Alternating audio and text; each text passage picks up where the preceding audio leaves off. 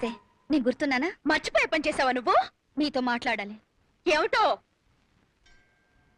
మీ వారిని పెళ్లి చేసుకుందాం అనుకుంటున్నాను.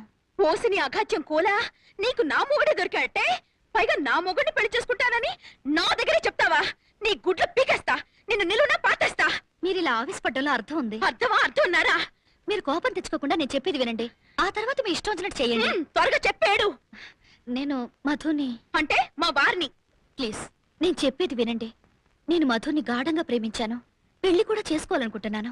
అనుకుంటావు. ఎందుకు అనుకో? కాస్త శాంతంగా వినండి. మధుని పెళ్లి చేసుకోకపోతే నేను చచ్చిపోతాను. ఆ పంచాయి తల్లి పీడ విరగడైపోతుంది. మీరు నన్ను మాట్లాడనివ్వడం లేదు. చెప్పు. డబ్బుందన్న అహంకారంతో కాదు, మధు మీదున్న మమకారంతో చెప్తున్నాను. మధుయే కాదు, మీరు పిల్లలు కూడా సుఖంగా ఉండాలి.